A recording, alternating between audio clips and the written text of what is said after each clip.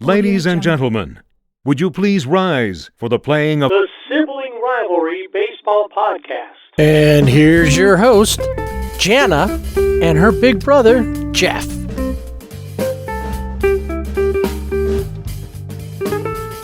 We got the playoffs in full swing and another edition of the Sibling Rivalry Baseball Podcast. Of course, we want to welcome back SRBB co-host and our own official National Parks ambassador. Didn't know that the Sibling Rivalry Baseball Podcast had one of those. She went off to see if she wanted to be a park ranger, but she was not able to convince any bears to give her a picnic basket. And then the rest of her family decided they needed to go home, and they told her, "You've seen one national park, you've seen them all," or something to that effect. Anyway, welcome back, Jana. Thank you. Good to be back. I got a lot to say. So. I don't know. Based on some things that are going on, you may not be all that happy about being back because you're gonna have to talk about some stuff. I know. I'm gonna have to dig deep. Yep. So playoffs in full swing. We are into the championship series, and or not the championship division series. Sorry, championship series are on the horizon, and a couple of those have already been set. So we'll get to that. But first, since I didn't talk a lot about wild cards last week. I don't know if you got a chance to listen to the show, the solo version of the show, but everything had finished by the time I did the show. So I just talked about, hey, these guys have all moved on. We knew the Rangers moved on, the Twins moved on, the D-backs moved on, and the Phillies moved on. Anything that stood out to you about any of the series? Well, wait, hold those thoughts. We'll talk about it after we tell you. You can find us on Twitter at Sibling Rivalry BB without the A. And on Instagram and Facebook at Sibling Rivalry BB with the A. And then find us also online, siblingrivalrybb.com. You can get all your favorite teams' postseason gear, or you can buy stuff to be ready for next year in case you decide to drop your current team and to pop on somebody else's wagon. All that is available right there off of the Fanatics link. And now, let's go to the playoffs.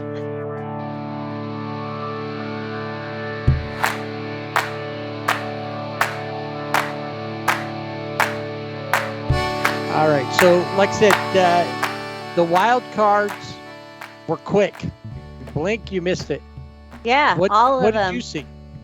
Well, I mean, to me, they were a waste of time. One and done. Because I think that all of the teams that went on, that won their wild card series, they were going to win. So why did we need 3 games? I mean, they ended up not playing 3 games, but why did they need 3 games? And what they could do in 2. So maybe like when they do intentional walks, they just hold up 4 fingers. The team, so like the Tampa Bay Rays should have just, when they came out, Kevin Cash should have just put up 2 fingers. And they went, okay, we're done. We're done. It's over. No, I just think that we need to get back to, and I think this year's wild card series proved we don't need 3 games. 1 game, because you're a wild card. So why is that team being given, or both those teams being given 3 games? You get 2 chances to win.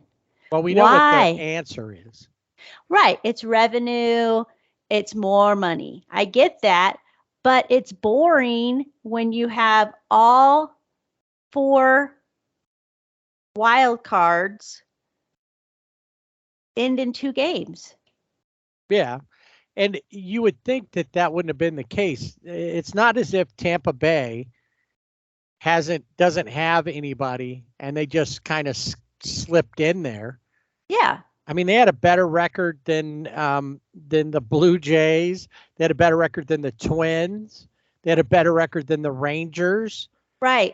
In fact, I think they had a better record than any of the other wild card teams, regardless of league. Yeah. I think you're right. I just think that, and I don't know, maybe this would be a mindset of, okay, we've got 3 games. Obviously, you always want to win the first game because you have that momentum. But now you have 3 games. So if you lose the first game, you're like, it's okay. We'll come back. We'll win the next game. And then we'll be tied and we'll win the next game. And so, but if you have 1 game, then you're putting it all out on the field. This is it. This is our last hurrah, unless we make it further, but we're going to put it all out on the field. And I just think we need to go back to 1 game wild cards, because we've seen where wild card teams have won the World Series. The Marlins in 1997 and 2003. The Angels. Yep. The Boston Red Sox. And in fact, in the 2002 World Series, both teams were wild card teams that year. Yes, that's right. The St. Louis Cardinals in 2011, the Giants in 2014, and the Nationals in 2019. So I know the expanded playoffs is because of money, but really, I don't know. I'm frustrated. I'm a frustrated baseball fan. Do you go to like the 2020? Things were different. Yes. Because of the way. Do you go maybe there where everybody plays starting the first round? Yes. I think, now this is crazy, because I think that they could do College World Series. Let's do tournament style and go have a winner's bracket, a loser's bracket. Everybody's mixed in there. That would be better than the wild card, because I just think the wild card is getting inflated, and you're giving, so why win your division if you can be a wild card? Play good enough that you could be a wild card, and that's your goal. Which I did say at the beginning of the year or the season, I think, I could see the Dodgers as a wild card. That didn't happen. They won their division. We're seeing what's happening with them. But I'm kind of like, to the point, why win your division? Like, who cares? Be a wild card. Right. I think that's the case. And really, a lot of people are talking about that when we're talking about the setup for everything, that you're going to have, 5 days off. Well, as it's been brought up, and in fact, I went back, Mike Scioscia in 2009 said, we need to tighten things up. There's too many extra days off, and they've got more time off than they get during the All-Star break. Right. Yeah, exactly. And, there's baseball, 162 games in about 185 days or something like that, I think I read. So there's rarely a day off. Sometimes you go 20 plus days without a day off. Right. And I think you made a note of it in a tweet that was like, sometimes you come out of the All-Star break after a lengthy break compared to any other break, and you come out and you're a whole different team. Yeah, and we've seen that happen. I mean, wasn't it the Phillies last year that came out, I think, after the All-Star break and just went on a run? And, it's like, that can happen. Now, it can also happen the other way. You could be really hot and then have the All-Star break and then completely fall apart. We saw that this year. Yeah. We saw the Diamondbacks, who were able to stay. They had built up enough of a lead that by the time they were done, They were able to kind of get back in and maintain, but they were in and out of it for a while there, like a lot of teams that were in there in the wild card hunt. It happens that way, and that's part of the question. A lot of people are saying, doesn't this end up? Yeah, you're thinking, hey, this extra time off gives you some time to reset and all that, but this is a game of routine. And Mike Scioscia said in 2009, if everybody ends up having 2 or 3 days off like that in between series and stuff, he goes, isn't the fact, like with the wild card and all that, is that the teams who didn't win their divisions have to continue to play to fight to get in there. And if they wanted to have a couple of extra days off, they should have won the division. That's what winning the division or winning it early is for, to get yourself set, using that at the end of the season. The Dodgers had the time to do that. We know the Dodgers have other issues, and we'll talk about them, coming up. But that's the question: is there a problem with this setup? And I think most people agree yes. But how do you really fix it?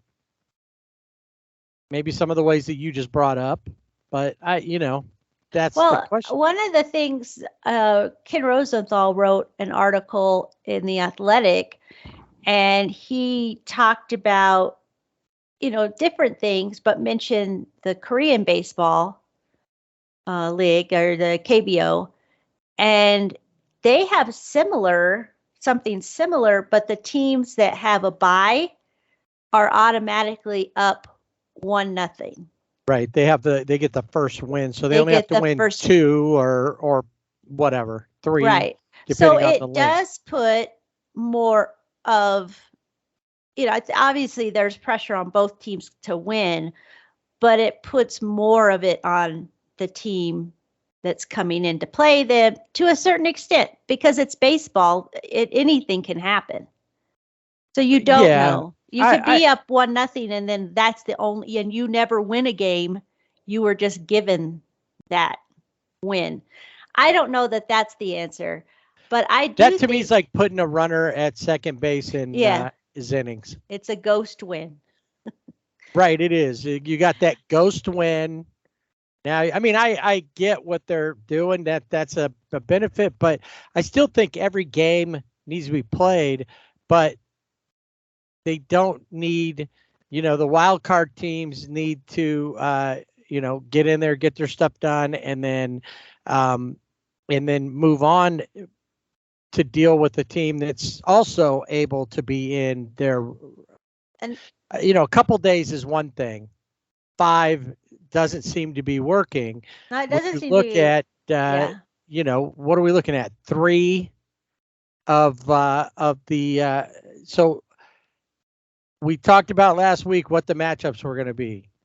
Dodgers, Diamondbacks, Phillies and Braves, Texas and Baltimore, Houston and the Twins. The only team so far that the Braves haven't looked good, the Dodgers haven't looked good. The Astros lost 1, but then they've been okay. And Texas, played Baltimore, and they swept Baltimore. Yeah. 2 Texas lost. I mean, Houston lost 1. Right. They lost 1, but that's And we know that the Phillies beat up on the Braves, so they're going to go on. They'll be playing today for to see who, which one of those teams is going to move on to the championship series. So we don't really know what to expect out of that, but honestly, it doesn't look like only the Astros right now will be the only top seed of the top 4 to move forward. Yeah, and the only team that won their division. The other teams, at this point, the Rangers were wild card. The Phillies are a wild card. The Diamondbacks, obviously, wild card. So, if it's the year of the wild card, sometimes it is, but as I pointed out, that wild cards can win. But again, I think if you go back to the one game wild card, I think that's fair because you're the wild card. You get one and done. That's it. You don't get extra. You just one and done because you didn't win your division. You didn't, but you got in because of the wild card. But I really think, why not go to the tournament style, and which is kind of similar, in a way, to how they in 2020 have it in one spot. You could move it to different stadiums, like they do the Super Bowl. Mm-hmm. You could have it at Dodger Stadium one year. You could have it, in Houston. You could have it in St. Louis, wherever. And everybody just plays. And all baseball fans can descend on that city and, go to the games that they want to see their teams. Or if you don't have a team in the hunt, but you love baseball, you can go watch the game too. Whatever. Yeah. But make it like that, because then it seems like you're not going to have you're not going to have days off. And it almost seems like it's just more, then it becomes an even, playing field. Because as we saw, even though in college baseball, they still win their conference, or, their, like whatever, they still win. So their division, but that doesn't mean that they're going to come into Omaha and sweep. So let's do the same thing with the World Series. Okay. I would be all for that. It would be back-to-back wall-to-wall baseball, and I think people would love it. Okay. Yeah. I did read somewhere where somebody said, hey, we could do like October Madness, like the basketball tournament, have 16 teams and everybody plays, and you do like the, one game, and one plays 16, and, seed out from there. Honestly, this all comes back to one thing for me. Thunderdome. I think, honestly, that would be even better than because then you're fighting for your life. So if you've listened to this podcast for all 4 seasons, in our first season, we were forced towards the beginning to come up with different things because there was no baseball. Thanks, COVID. And so one of the ideas we had was Thunderdome. And we actually said, go play in Tampa Bay, because then it's like got this whole, run down. Yeah, dingy. Idea. And what happens is that everybody's rated who's by record 1 through 30. Yes. And then 29 and 30 play each other.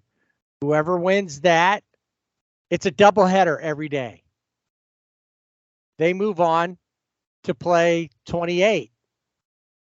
Whoever comes out of that. And it just goes up, and whatever team can continue to play. So the lower you are, it also would be, something for people to actually try to win instead of tanking or not putting any money into it. The A's don't want to start off as number 30 every year. Right. And then, so like this year, the number 1 team would have been Atlanta, and it would have gone down from there. And so you'd have Atlanta would have been 1, Baltimore would have been 2, the Dodgers would have been 3, Tampa Bay would have been 4, and then Milwaukee would have been 5. And then you would have had to figure out how to, based on the season series, between teams, you had Texas, Houston, and the Phillies all with 90 wins. So, well, and then in your regular season while you're playing, you're not playing really. I mean, you want to win your division. You want it, but you want to have the most wins. You want to, and so it wouldn't even be winning the division. It would just be, you're just playing to win all the time, which you think most teams would be playing to win all the time, but hey, we're not chasing wins every day. I know. Yeah. Crazy. Phil What Nevin. in the world? I bet he had to take his dream board off the wall in his office. I'm sure he did. That's not his office anymore. I know. Maybe he left it for the next guy. Maybe a dream catcher or something. I don't know. Yeah. So I think that's even more because then every team gets to go to the postseason. Yeah. In the Thunderdome. Mm-hmm.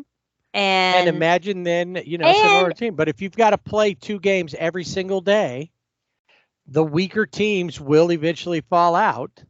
Right. The problem with this is, though. There's a problem? Yeah, because think about it. Then you have by the time that the top teams get to play, how long have they been sitting? That's true. So we didn't really solve that problem, but no. But you could have 2, seed it. So I mean, it kind of goes back to a tournament kind of thing, but you could do 1 versus 30. Yeah. And just play that way and still in a tournament. And that way, all the teams are constantly, they're playing. It's a constant. You're constantly playing, and that's what needs to happen. Because I think we definitely are seeing, and some people said, oh, it's just people who their teams is sour grapes. But I don't think. I mean, maybe a little. But I don't really think so. I think that this expanded playoffs, we had it in 2020, but it was a different situation. They were all played in one place. Depending, like the Grill, they had some in San Diego, and then they all came, to Arlington. But it was a constant play. You were constantly playing. And I think in baseball, you have to have that because like you said, it's a game. You have routines that you do every day. And when you don't have a game, you get out of those routines, whether you want to or not. You can have all the scrimmage games that you want. That does not help you when it comes in to play against the team that you have to play. Yeah, there's not the same level of intensity. You're playing, but it's not. Yeah, I didn't really buy into that either. We'll have a scrimmage game, but if you get, if it's just more friendly and hey, we're just doing so. It's clear that some of these teams they couldn't overcome even with time off. Baltimore couldn't overcome their pitching. A lot of what I saw. And we'll talk more about this when we talk Dodgers only, is it didn't matter what happened with the pitching, good or bad. There's no offense. Yeah, if there's no offense, you're not going to win anything. You could have the best pitcher on the mound, and they could be great. But if you don't back them up with runs, there's only so much they can do. And honestly, yeah, you're right. The Asterisks and the Twins. When you look at, besides the Diamondbacks and the Dodgers, you look at the first games out in the division series. Texas beats Baltimore 3-2. The Asterisks and the Twins 6-4. The Phillies blanked the Braves, and wasn't that like the first shutout at home this season? It was the first shutout at home. Well, not only this season, but since the last time they were shut out at home was in like August of 2021. Oh, okay. Yeah, I they mean, were. something crazy like that. And so, yeah, so they couldn't get anything going. And we kind of talked about this, that the Braves were having some issues, pitchers, stuff like that, as the time went. And we'll talk about one of the other games, game 2, in just a second, because that probably was the most entertaining game. yeah. Unless you're a Diamondbacks fan, and then beating the Dodgers 11-2 at Dodger Stadium. We'll talk about that in a little bit. What then?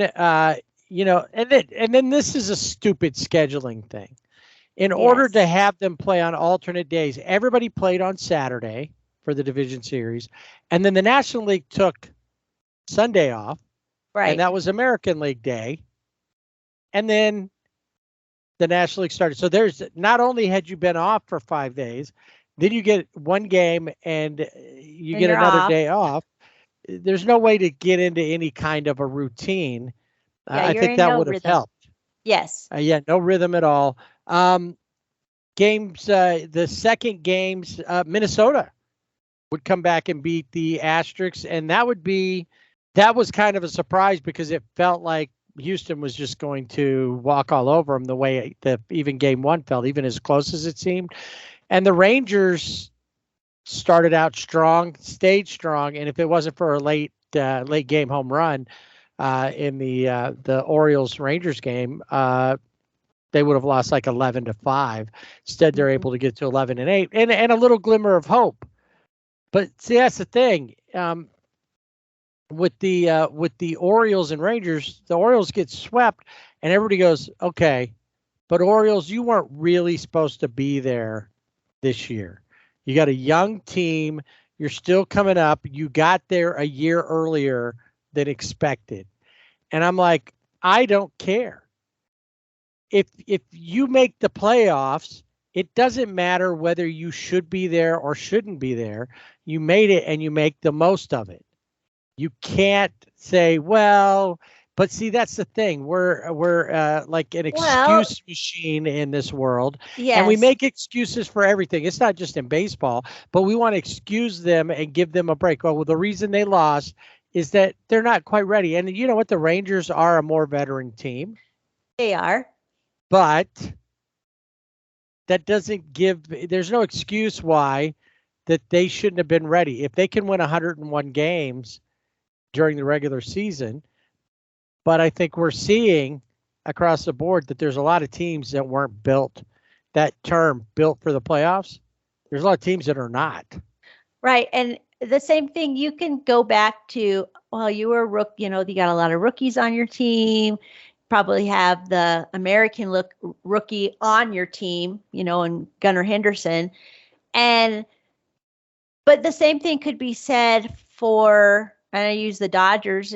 They shouldn't have won the division because their pitching has been horrible. The whole season has been, for the most part, a bullpen game. Yeah, they've been bright spots, but right. not. And honestly, they got kicked in the head when potentially their number 1 starter for the playoffs kicked somebody else in the head, essentially, and is no longer a member of the team, really. Right. Yeah. Yeah. So it's not just the injuries, but then you had somebody who, did injury, was injurious to his own career. Yeah, completely. So, I mean, there's lots of things. Yeah, you can make as many excuses as you want. People will do it. Oh, they're rookies, or it wasn't their time. It wasn't their year.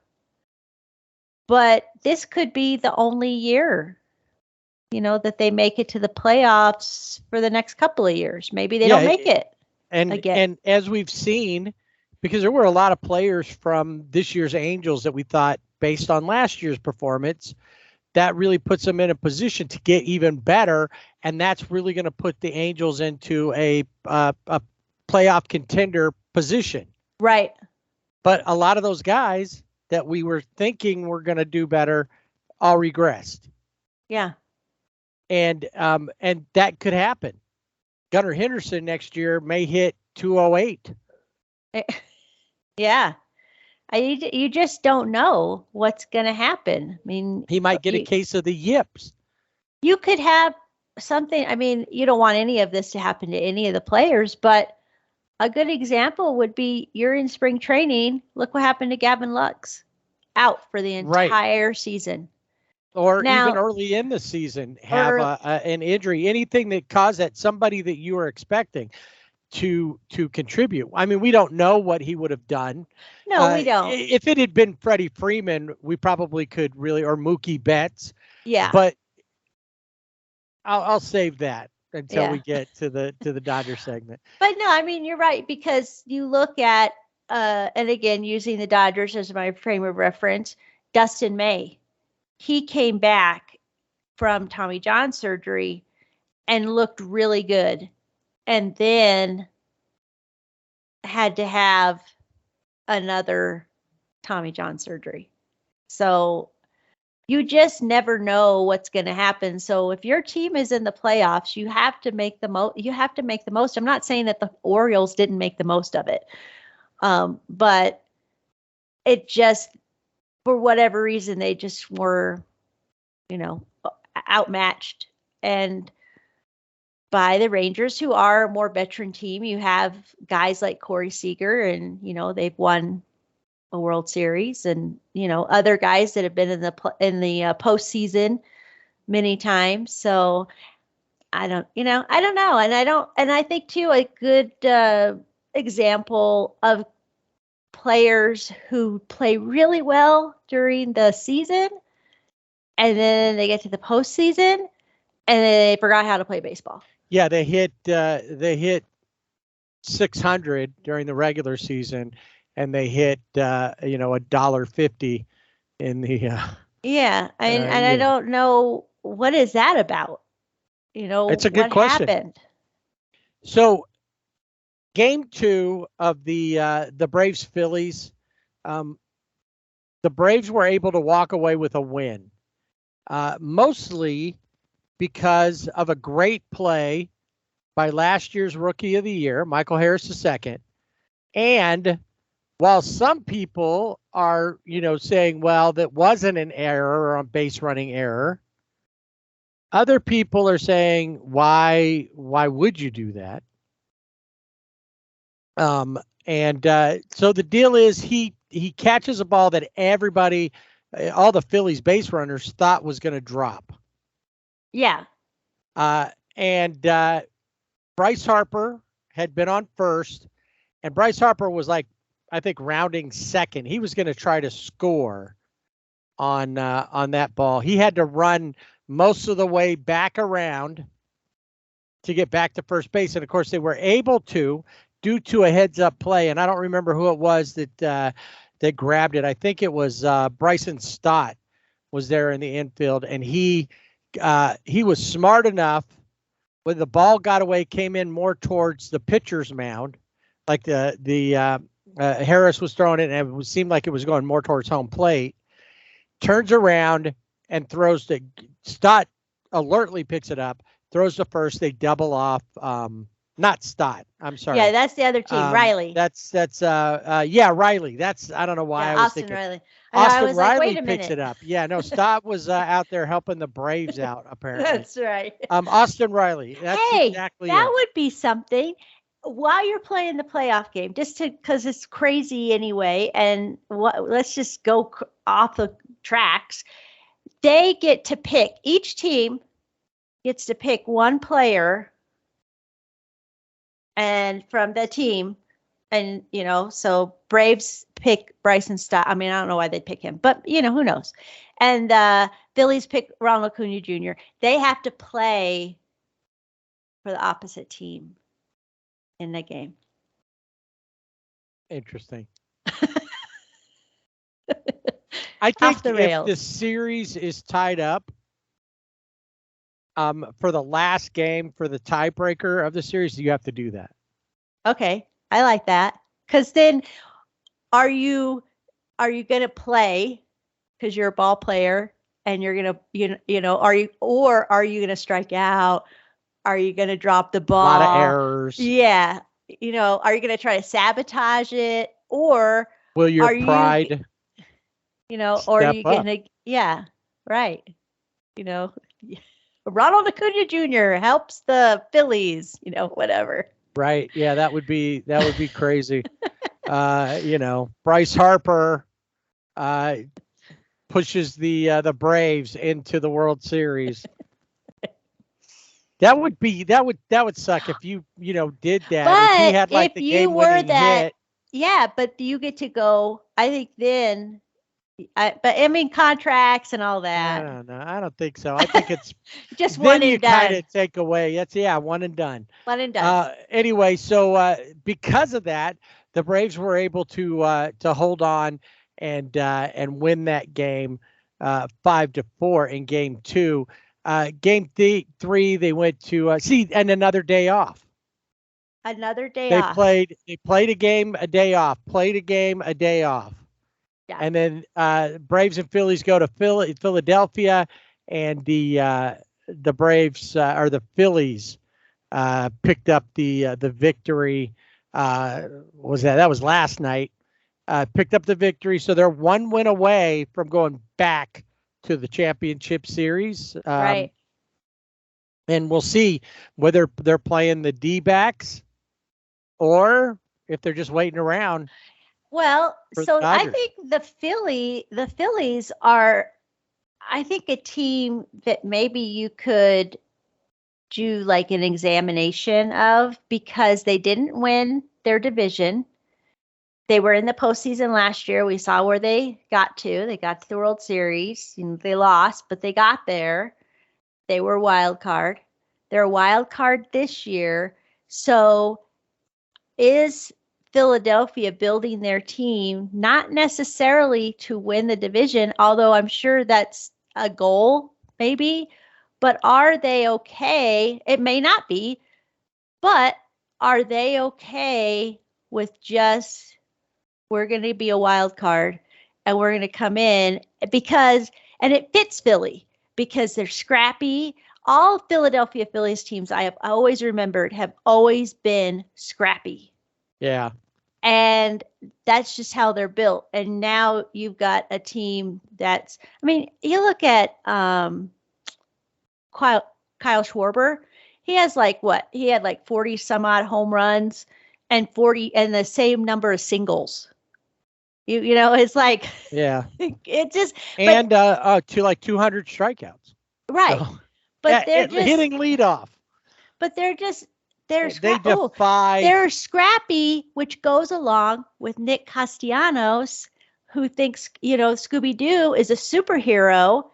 His partner, was Scrappy. His little nephew. Yeah, his nephew was Scrappy. Scrappy-Doo. Scrappy-Doo.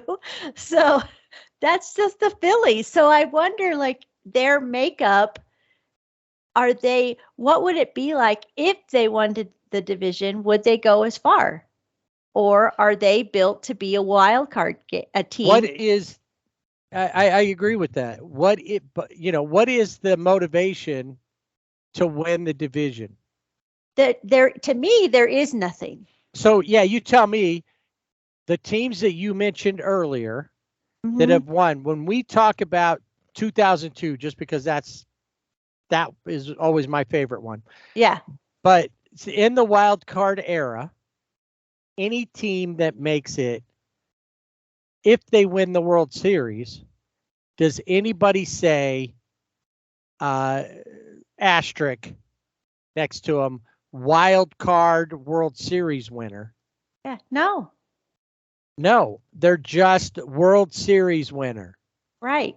All of the things that go along with winning a World Series, they get all the to the victor go the spoils. It doesn't matter how you got there, just that you got there. That's it. That's you got there.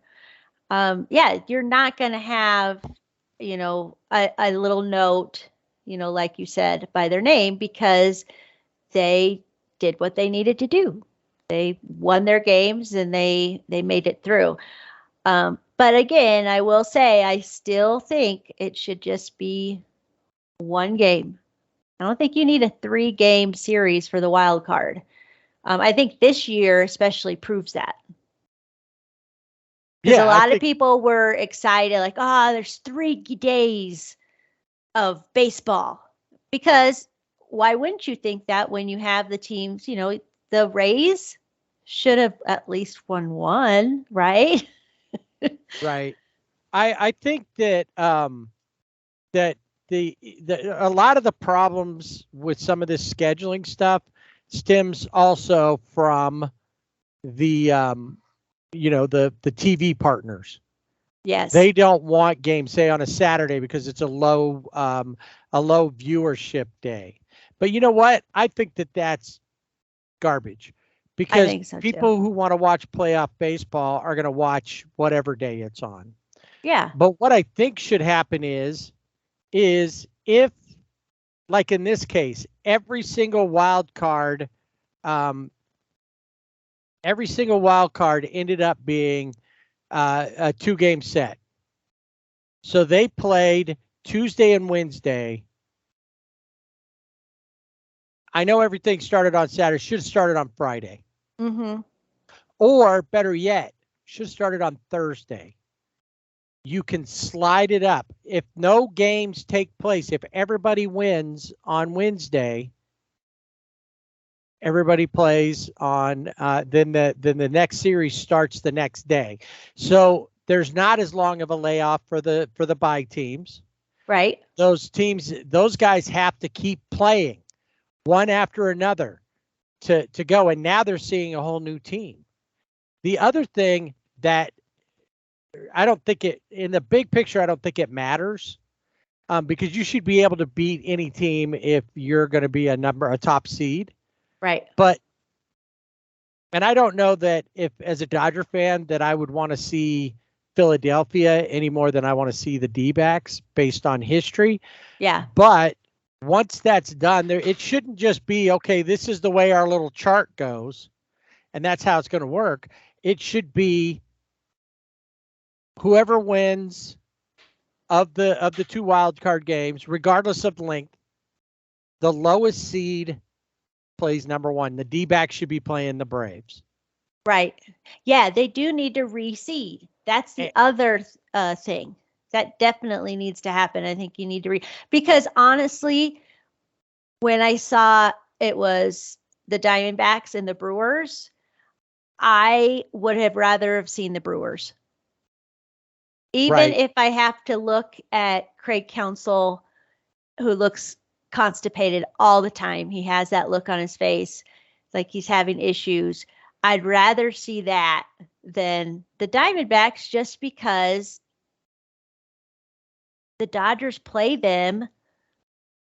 They're in the same division, and it was the same thing last year. Now, I didn't want them to play the Padres, and look what happened. Mm-hmm. Yeah, very true.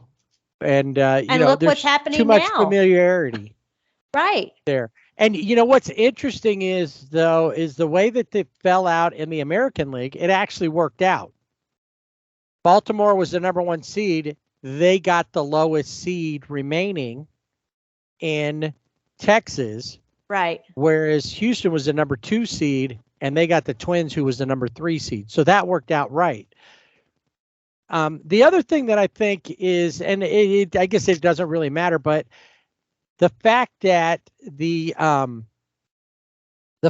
West, the NL West is playing the NL West, and the AL. I mean, I guess on one side this works out good, because the NL West, you're going to have 2 different in the championship series, 2 different divisions in play, whereas in the American League series, you have just the AL West. That's it. And they weren't even the best. They were second best, only because the Central is just so bad. Yeah. The AL East, you would think they would have had the team. They put 3 teams into the playoffs. Yeah. And none of them made it through. No, I think all of the AL East, like 0 for 7. And it's like the first time since in an American League Championship Series where there was not a American League East representative, because you always had, usually the Yankees, but you had somebody. Well, you had from the Yankees East. or Tampa Bay in Or, recent Tampa years Bay and recent, stuff, yeah. Yeah. For many years, Boston. See, the only way to really put this back is to go back to the days when the two things. You either go back to the days where at the end of the regular season, the top American League team plays the top National League team, World Series. Right there. That's what it should be, I think. But I know it's never going to go back to that. And I think we don't need and that's going to continue too. But just play, all the National League teams play, all the American Leagues team play. They play each other in the National League, because then when it comes time for the World Series, you may not have played that team. You may have played them a few times during the regular season, but you still played them. The whole point, like growing up watching the World Series, were two teams that didn't play each other.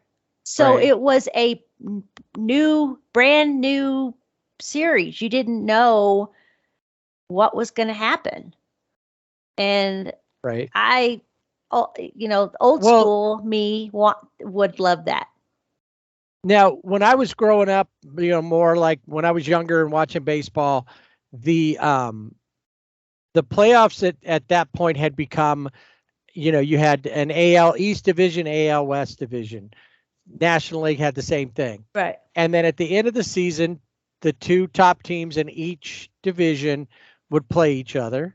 Mm-hmm. And then the World Series. Yeah. That would be my other option. Mm-hmm.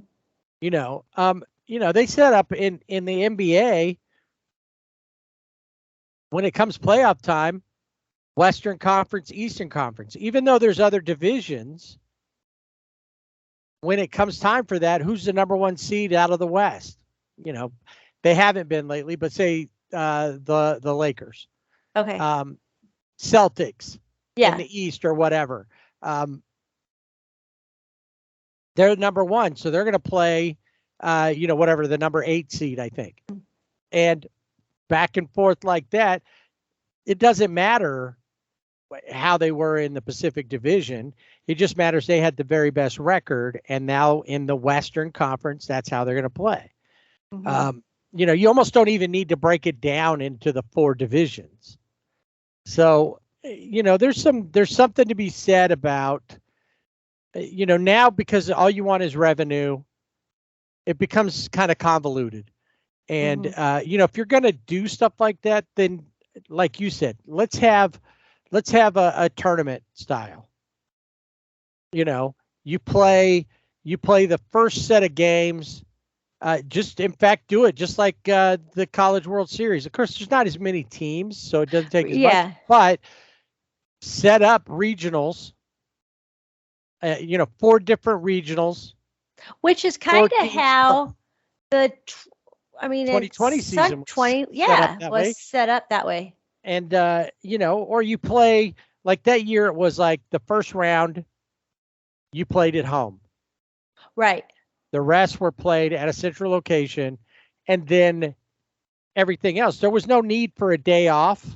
Mm-mm. In the games. I think they never had a day off until there was one day during the World Series. They had an off day. And that was it. And it was it. And you know what? There's nothing at that point. There was nothing else going on. So why have an off day? But okay, that's fine. One day off in the World Series. All the rest of it, you're in a grind. And when you get used to that, having extra time off might as well be that we're now at the end of our season. And honestly, and I'm sure we'll talk more about this with the Dodgers, but on any team, if you won the division, whether you get 5 days off or not, you were one of the best teams. You're professionals. Having extra days off should not affect you to the point that you can't. You make a lot of money to play the game, to keep yourself ready. What is that I hear sometimes? I stay ready so I don't have to get ready. Well, these guys aren't, and I do know that there is an advantage to when you're on a roll. It's easy to stay on that roll. As they've said, many times, a player on a streak has to respect the streak. If you think that you're winning or you're hitting or you're playing well because you've been wearing the same socks for a month, you got to keep wearing those socks until that ends. Oh yeah. That's you can't. I've mentioned it before. I had, during the 2002 playoffs, I went down, I think they were kind of more like soccer socks. They were that long where they'd come up to your knee. But I wore red socks and I put red laces in my shoes. And that's what I wore. And I wore my Angels hat every day. But because I had my socks, it didn't matter what I was doing. If I was wearing, most of the time I didn't have to dress up or anything. But even if I had to wear something a little dressier, I still was wearing my red socks. I didn't care. Because that's what it was about. Well, I've done that where I've worn during postseason, I wore a shirt, and every time, and they won, right? So the Dodgers won, right? So then I'm going to wear that shirt for every game. And I was sitting in this chair. I will sit there for every game. Now, if they lose, then I switch, right? I go to a different position or whatever. Most of the time I'm pacing, but yeah, you do those things because, it's a superstition part of it. But yeah, I think that MLB needs to really rethink how the playoffs are. And some people have even said, oh, they need to put more teams. Well, I don't, we don't need more teams because I feel like the wild card, there's something to be set, for the wild card because you get like a little glimmer, like, okay, we can still make the postseason. You still have to play for it. But then you're giving more than what that team deserves to me, because at this point in baseball, I really wish that the Dodgers had just been a wild card. Now, obviously, that doesn't mean that they, would have, they would win. I'm not saying that, but the time off we're seeing has not been helpful. No, not at all. And how do you manage it? Say, oh, the guys deserve time off. Obviously, they don't deserve time off because they forget how to play baseball. So the American League Championship Series will fire up on Sunday with Texas finding their way to Houston. NLCS will fire up on Monday the 16th, and it will also be the second game of the Texas-Houston series in Houston at the Juice Box. Yeah, I mean, I think it's the AL West, to see who comes out on top. It should be a good series when they've played both of those teams, but it's not exciting because it's, maybe you never know. It could be exciting. Texas has a bigger potential to be exciting. Not that Houston can't, but we've seen Houston there before. They're kind of old hat. Well, this is their seventh time, I think, at this point. So, right. I mean, I'm not saying it's not going to be exciting. It's baseball. It should be exciting. Exciting things happen. But I guess what I mean is it almost feels like, oh, it's just a regular season series. Yes, they're playing for more, but It's just 2 Texas teams.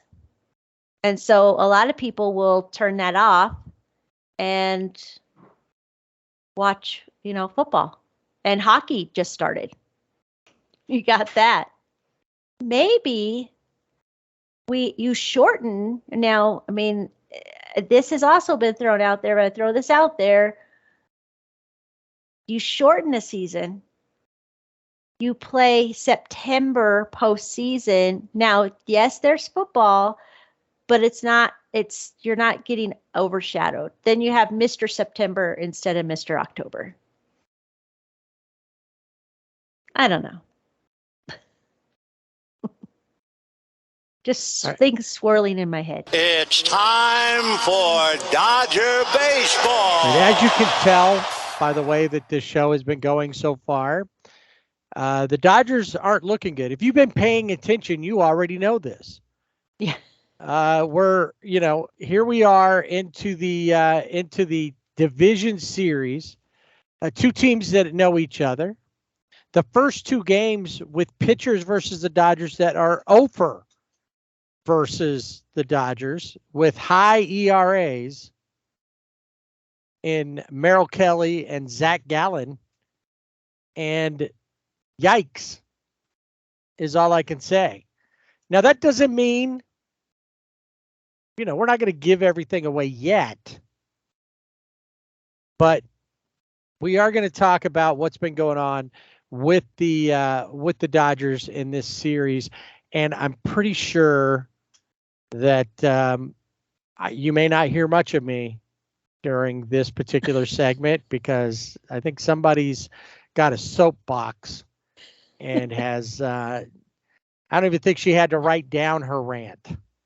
I have been ranting since, the only good thing as far as sports that came out on Saturday was OU and Texas. So University of Oklahoma and Texas played in the Red River Showdown and OU won. And I'm a big OU fan. So that was the saving grace of Saturday, because what happened in that first game at Dodger Stadium was like, who are these people? And who is on the mound who now has postseason ERA of 162? Who was that? Would he have been rather watching college football, as he mentioned? Maybe he would have rather been watching that. Before you do this, because you mentioned college football, I did see a tweet that was pretty funny. And even as an Angels fan, I had to laugh. It said, somebody posted and said, if you're an Angels fan and you're missing Angels baseball right now, just watch the Dodgers play. They're emulating the Angels. Yeah. It'll look just like you're watching an Angels game. Yeah. They might be in a little bit different color. Yeah, this first game. Just watch them in black and white. Yeah, and then it would be totally immersive. Sure enough. I think the guy you're talking about is if there were Halls of Fame for regular season and postseason, he would only make it into one. Exactly. I don't know. He, I guess, is a good example. He'd be the best example. There are other players who fit into this, but right now he is the best example of a player who during regular season was the best, had the best ERA on the team. And I don't know if that's really saying a lot, starting pitching wise, but also in the National League. He was, up there, and he chokes in the postseason. And as much as I hate that, because Clayton Kershaw is such a great pitcher, and he's going to be in the Hall of Fame. What is it about the postseason? And I've seen him pitch in the postseason so many times, and this was the worst. And after this performance, I was like, you need to retire. You're done. It's over. You got to go because because what happens next year? And say he continues and he does another 1-year contract and he stays with the Dodgers because there's always talk he will retire. Maybe there's always talk that he'll play with the Rangers. And he makes it the postseason and the same thing happens. It's like, just give it up, right? I love you, but you gotta just go. I think if I'm the Dodgers, I give him another contract, but it's only a regular season contract. And let him know you can come and hang out in the dugout during the playoffs, but you're not going to pitch. Yeah. And through the years, we've tried to defend him and say, and there's times that he's not pitched that badly. Right. But if he had pitched in the playoffs like he pitched in the regular season, and most seasons that they've made it to the playoffs, they would be World Series champions more than once. Exactly. Yes. Yeah. So Clayton Kershaw on the mound does not even go a full inning, gives up 6 runs in that a third of an inning that he pitched, 6 hits, 6 runs, no strikeouts, gave up a home run, had a walk in there, and his postseason ERA 162. That's many crazy. games of what you play, of what they play, 162, and his ERA is 162. And the ERA per 9 innings. So every game that he pitches, he would have been giving up over a full 9 innings, 162 runs.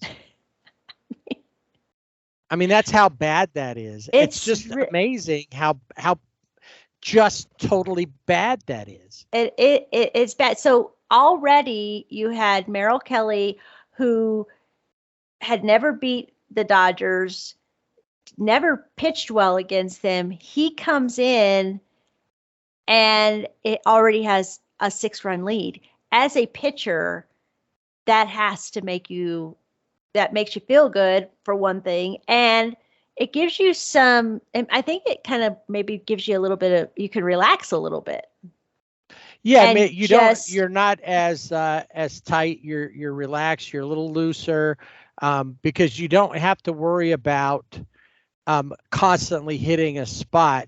You can miss a little bit here or there. You have some more leeway in the pitches, and you can pick different pitches to throw in situations where you'd go, say, to a curveball or fastball. You could actually say, well, normally I'd hit the fastball. In this case, I'm going to go ahead and hit and throw a sweeper. Whatever. Right, yeah, whatever. Yeah. Now, I will say Emmett Sheehan came in and pitched 3 2/3 innings and did give up 4 hits and 3 runs. He gave up a home run and he had 4 strikeouts. But I have to say the damage was already done when he came in. And for a rookie pitcher, for Emmett Sheehan to come in and, yeah, he gave up 3 runs. But I still think that there's the potential for him to be thrown into that position way earlier than anyone ever thought that the bullpen would have to come in. I just think, looking down the road, that it wasn't the best experience for him. I mean, the best outing for him, but it was good experience. Okay, I'll give you the good experience part. Yeah, I mean, he wasn't great on the mound. But the problem is that the Dodgers, if they were hitting the way they did most of the season, a 6-run first inning is easy to overcome. Right. For the Dodgers when they're on it. 9 runs is a lot tougher, and it took them 4 innings to get through their lineup. Well, And Tommy Pham had already hit, what, 3 times he before had Miguel 3 singles Rojas? before Miguel Rojas even got up. Right. And Rojas was batting ninth, and it took in the third inning he finally got up. Yeah. I'm with you, Emmett Sheehan, but once again, if you're at a point that you can make a postseason roster, whatever you're in, how many rookies have had huge, to go back to the Angels, they had some rookie pitchers. What was that one guy's name? John Lackey. Yeah. He was a rookie. Nobody remembers that usually. Right. But he was a rookie and he pitched above K-Rod. Sure, they had Troy Percival, who was their true closer. K-Rod, though, was crazy how he pitched.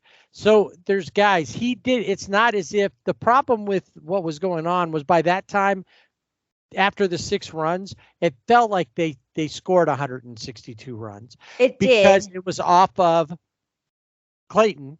Right. And that demoralized the team because their top guy, who garners the most respect out of anybody on that team, even with Mookie and Freddie and anybody else, he's the guy. He's Mr. Dodger of this team. And at that point, it was like they just took out our best player. Yeah, and you could see it when Dave Roberts came out to get him. You could see it. You could see it on the face of Mookie Betts, Freddie, all of them. It was like, what's happening here? This is not what we want or expect. But yeah, I mean, he's on the roster, but I also have to say, what other choices did the Dodgers have? Look at all they had: Clayton Kershaw, Lance Lynn. Mm-hmm. And those are your 2 veteran pitchers. I'm not talking about bullpen and starters now. Right. You have Bobby Miller, Brian Pepio. In the bullpen, you have, obviously, if you Brusdar Graterol, you have Alex Vesia, Caleb Ferguson. But you also had Emmett Sheehan. You have Michael Grove in there. You had Evan Phillips. But it's riddled with rookies. Because for whatever reason, Andrew Friedman, and I guess to a certain extent, you think, well, they weren't too bad off at the beginning of before spring training because you had Clayton Kershaw, Dustin May, Tony Gonsolin. But even those guys are not. Dustin, you didn't know because he was coming back from Tommy John. Tony Gonsolin ends up having Tommy John. And Clayton, you don't know because he has had back issues. This year he's had shoulder issues. So the pitching was never addressed at the beginning of the season. The trade deadline, you get Lance Lynn. And I like Lance Lynn. I like to watch pitch when he gets all fired up and he's on and he's not, throwing batting practice balls. Mm-hmm. But the pitching was always an issue. But the bullpen was the bright spot for the Dodgers. So it was like, okay, if we can get the starters to go this far into the game, we can get the bullpen in, and that the offense will take care of it. But the offense isn't taking care of it. They didn't take care of it in this first game. I mean, they got shellacked 11-2. And, it's like they're down by 9 and people are upset because David Peralta got a double and does the Freddie wave. And the people are like, what are you doing the Freddie wave for? It's 9-0. Well, they got to do something, right? Because that usually got people, it's like, all right, we're getting going. We got 2 outs. it doesn't matter if we have 2 outs because we're going to score 3, 4, 5 runs. That didn't happen. Right. My thing was, and I said as much when I saw these things, was that the one thing that the people didn't keep in mind was that particular hit wasn't like it was in the 8th inning. When they were down, or before that, because they had scored another run by the 8th inning. But say the 7th inning, you're getting beat. It's 9-0. You're not doing anything, and you get on base. That hit was 2nd inning, 3rd inning. Yeah. That's the time to do that. Hey, we're on. Let's get going. We can come back. And to say, oh, that's in bad form to do that. No, it's in bad form if in the bottom of the 9th you get on and you do that when you're clearly getting blown out. Yeah. Maybe not. Maybe you just kind of, give them a fizz, like, come on, guys, let's go, and that. But you don't. Maybe that's when you don't do the dance. But at that point in the game, you want to get your team fired up. You want the team fired up. You want the crowd fired up, because the Dodgers always lead in are at the top for attendance. You have 50,000 plus fans in there, and you can hear people having conversations because nobody's paying attention to the game. They've given up. They're leaving. Right. That's sad. Now, that's another thing I didn't bring up, but I kind of just thought about the crowd, was another excuse that was made for Tampa Bay. There was 19,000, I think you mentioned this last week, but 19,000 plus. Mm-hmm. And people, oh, well, that's because it was, on a weekday, and it was at 3 o'clock. Well, it was like a 3 o'clock game. And I did mention that, but the Braves had the same situation last season, and they sold the place out on a 3 o'clock game on a weekday. Yeah, it's postseason baseball. One that you get to go. I've never been to postseason baseball. I know you have, but I haven't. I don't care what time it is. I'm taking the day off. I'm going to be there. I don't care if it's, 10 o'clock in the morning. Find out till the day before. Yeah. Yeah. I mean, I don't know. Or the morning of, for all that matters. Yeah. I'm calling it sick. I'm going. Right. Well, I mean, and the thing is opening day. Opening day is a prime example. Places are sold out. Here's my note from the baseball commissioner. People have, right. Hey, excuse me, please excuse my son, or whatever. But back to the Dodgers in this game, it was just awful. And the Diamondbacks, they had Dodgers number. They also had momentum. So first game, disastrous. People calling for Robert's head. People calling to fire Andrew Friedman. It's over. And that's it. We're done. Okay. So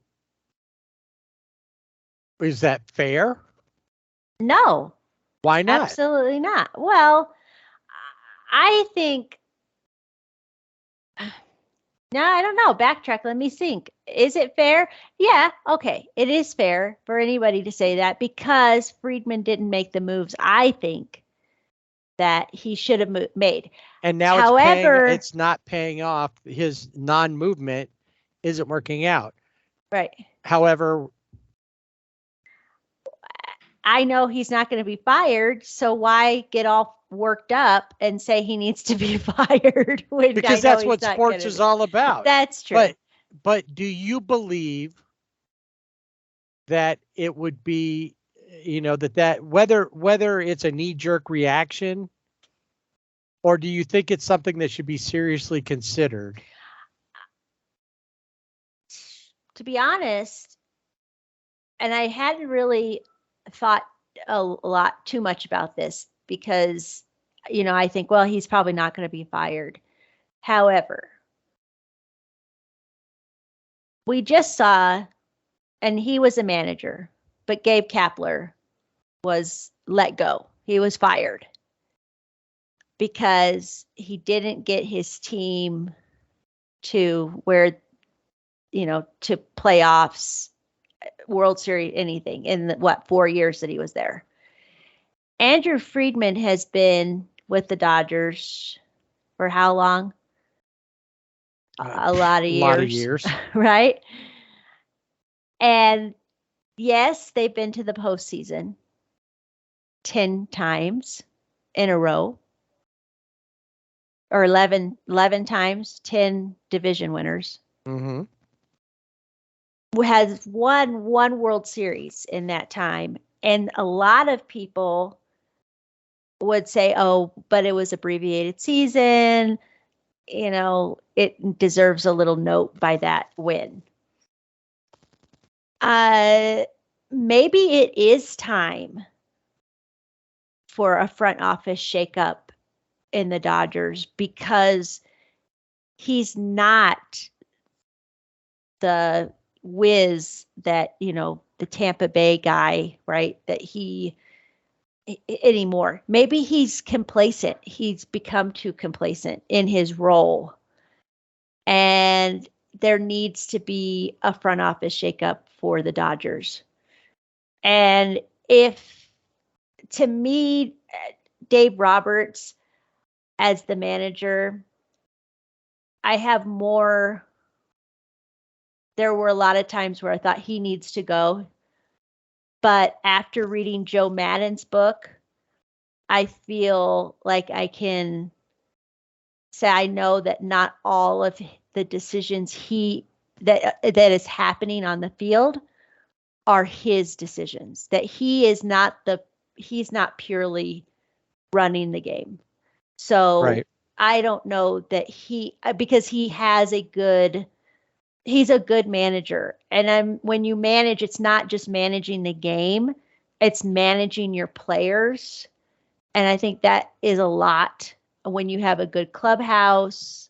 But if they did a front office shakeup, he could go right along with it. Like we're just gonna change everything, and that could happen. And if they did, I like Dave Roberts, but I wouldn't be sad.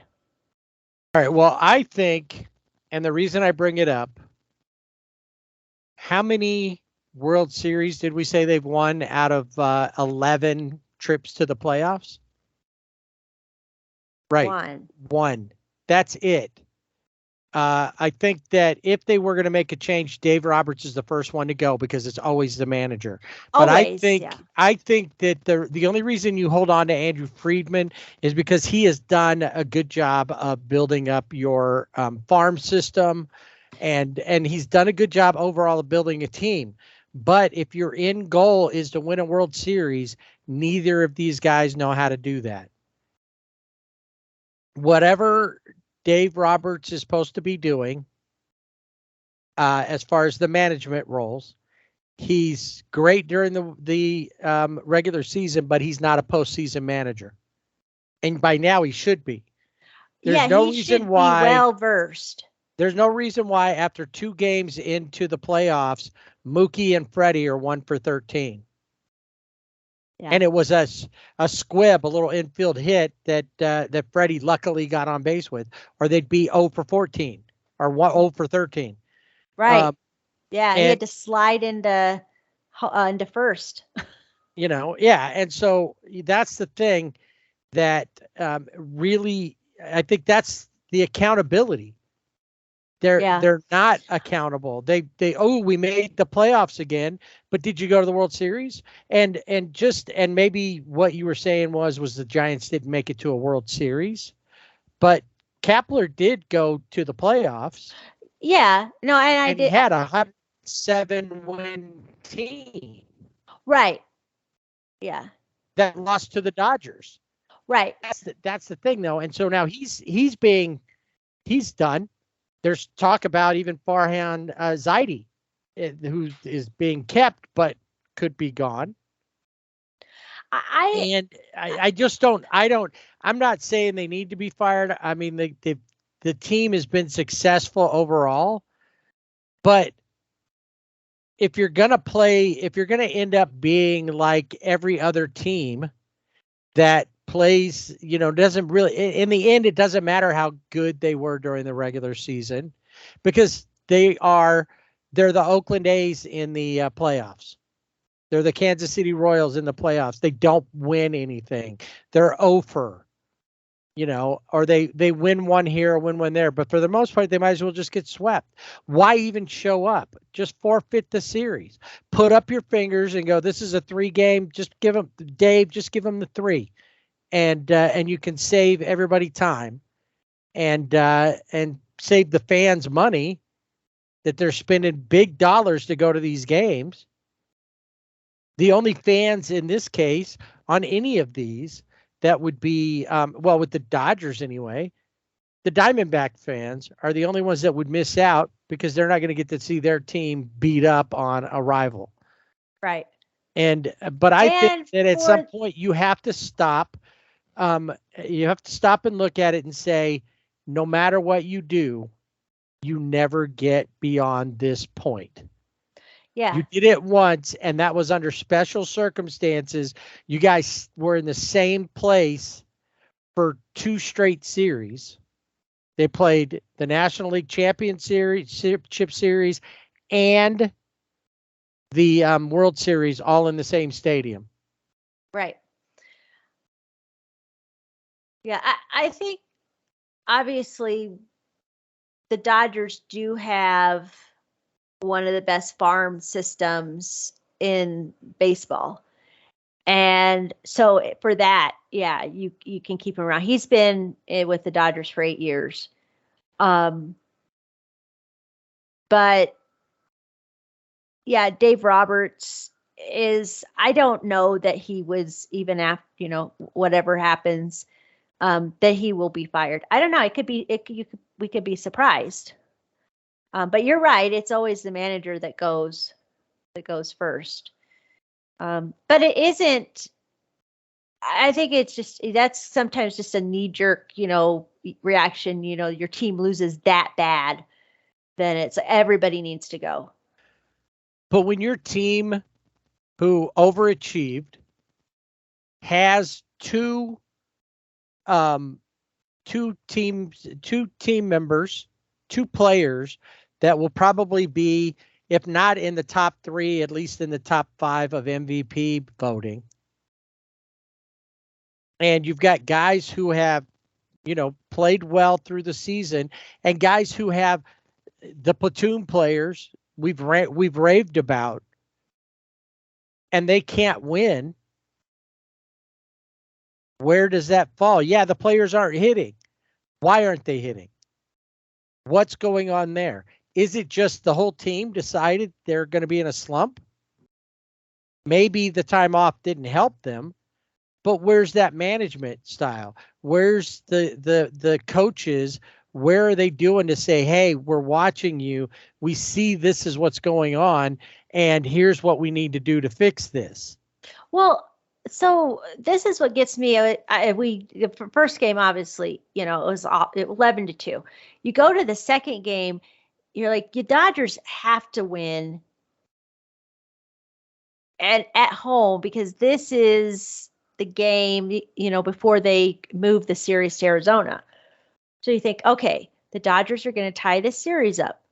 They play well at home, but they had the day off. So in between the 2 games. So where's the hitting coach, whatever his name is, Van Sciac. Right. Yeah, whatever. Soyak or whatever, yeah. Yeah. What's he doing? How, okay, you've got Zach Gallen, and he's the next guy up, the next pitcher. You have faced him. So how are you going to approach it? How are you going to attack him? And in this game, they lost 4-2, a little bit.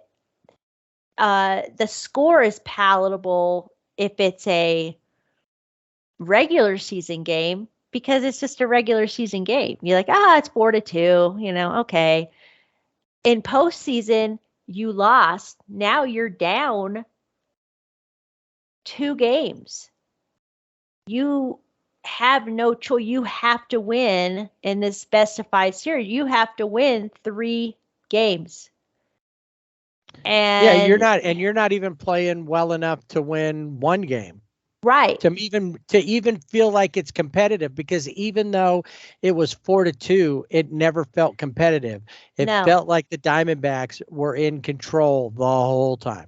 Right. And the Diamondbacks in both of these games, they came in, and I'm guessing that their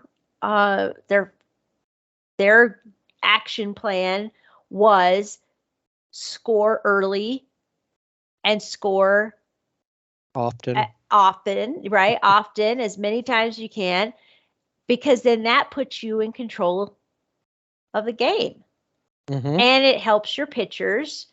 But the thing is the Dodgers have faced Merrill Kelly. The Dodgers have faced Zach Gallen. Neither one of those pitchers had ever, like Merrill Kelly had never beat the Dodgers. Zach Gallen had never won a game at Dodger Stadium. So what makes them different in the postseason? They're pitching the same. Their pitches didn't change. Mm-hmm. So what? And now all of a sudden the calendar flips to October, and you can't hit. You can't get something out of the, out of the infield. You're grounding out. It doesn't make sense to me. When you're a professional baseball player and you're getting paid millions of dollars and you can't hit. Right. You hit, 60 doubles, or almost 60, 59 doubles, mm-hmm. and you strike out in a really, like, in a high stakes, where, bases, I don't remember if they were loaded, but, you got guys on and you're leaving them stranded. Maybe there's something to the October thing, though, because I went to the last game of the season versus the Giants. Yeah. They scored 5 runs. They only had 7 hits. Mookie had 1 hit. Freddie, 0 for 4. And a strikeout. JD Martinez was 0 for 5. So maybe there is something to this October thing. As soon as we hit October, they haven't hit. Yeah, it's like their bats all. JD had a home run. Go to sleep. Yeah. And that was the first real hit that they had in the series. Exactly. Yeah. I mean, it's like flabbergasted me. Then you had Bobby Miller, who, whether he's saying this maybe to pump himself up or to say, try to calm his nerves, in interviews, they'd ask him, are you nervous? And he's, well, yeah, it's postseason. I think you're always a little bit nervous. But the time I felt the most nervous was my first major league start. And when he pitched in Seattle, he felt nervous pitching in Seattle for whatever reason. And so I think I'll be okay. And he wasn't okay. No, he was far from okay. It was, he went 1 2/3 innings, gave up 4 hits and 3 runs. I only had 1 strikeout, 2 walks, but he couldn't locate any of his pitches. It's like me being on the mound and just throwing stuff. Obviously he does it better than I would, but you'd be bouncing everything up there probably. But he couldn't you could throw it 100 miles an hour, but if you can't locate it where it needs to go for a strike, then, what are you doing? And how does that happen? Like, you could have like the best game and you have a no-hitter during the regular season. Now, I mean, he didn't, but Right. and then you get to postseason and you had Clayton Kershaw, who, he, like I said, his ERA is ridiculous. And this is interesting. So 162, Bobby Miller's is 16.2. I was just looking at that too. So that's kind of funny. He's got that 16.20 ERA. Yeah. So he's at 162. Clayton's at 162. And, that's the thing too, is that the Diamondbacks threw a guy who I had never heard of, even though I've seen a lot of the games between them, Andrew Saalfrank, who might as well have been Cy Young the way that he was pitching against them. Yeah. He did give up a hit. He only pitched a third of the inning, but he gave up a hit, and but he walked one, struck out somebody else, but he did what they asked him to do. And it just didn't matter who they threw out there. It almost didn't seem to matter. I think really in the big picture, both the starters were horrendous. Gratterall looked pretty good in the second game. Brazier gave up a run, but just one run, one hit, struck out 3. Joe Kelly walked 1, but struck out 3. And gave up 2 hits, but over an inning and a third. And Evan Phillips gave up 1 hit, but they really didn't do anything compared to what the starters gave up. It was just, and even when you look at the rest of the team, what a total of 6 hits in the game. They got the 2 runs. One of those was JD Martinez home run. Solo shot, and then Kike drove in Max Muncy. Right. And that was it. It just, there was nothing else going on. There are so many zeros. Freddie had the hit. That was it. And it wasn't, like I said, it wasn't even really a hit. Grounds into a double play. Chris Taylor grounds into a double play. Jason Hayward over. He's batting. He's got a 0 batting average. Here was a guy that you could count on to come in and pick things up. And he's just, nobody's hitting. Nobody's hitting. And I did notice when we talked to Bill Perkins from Top Fan Rivalry, he had said the Dodgers need to stop swinging for the fences. And I said, well, there are times where that they were doing that more during the season.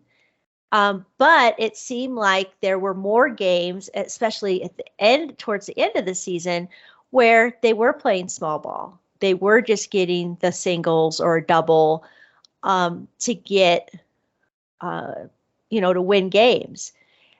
But then the postseason rolls around, and Bill was right, because what are they trying to do? A lot of those guys, especially like JD Martinez, some of his at-bats where he struck out 3 straight pitches, strikes out, because he's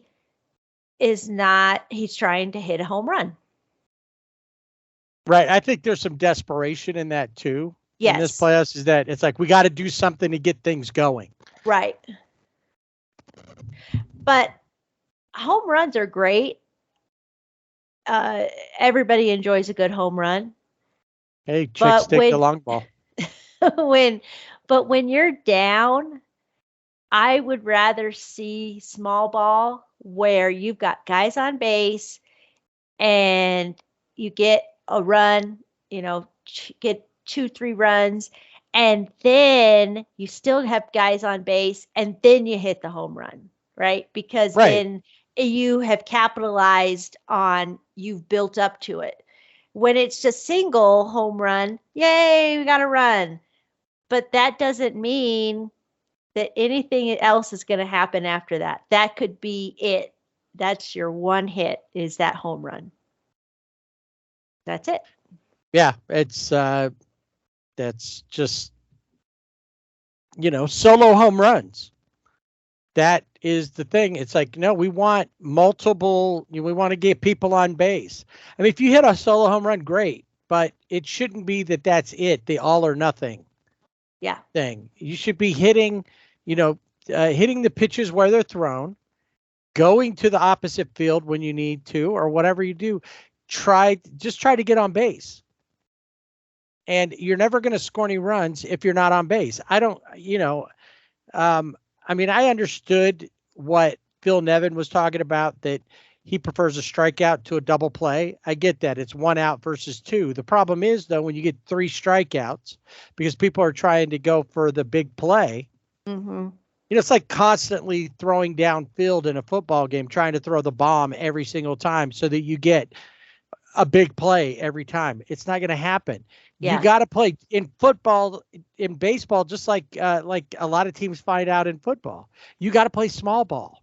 Yeah. You got to dump it out 5 yards out and then let the runner go and try to make a big play out of that. You got to just advance the ball. And in baseball, this is what the teams who have been winning, they haven't won necessarily because they're hitting long balls. They're winning because they're playing a complete game.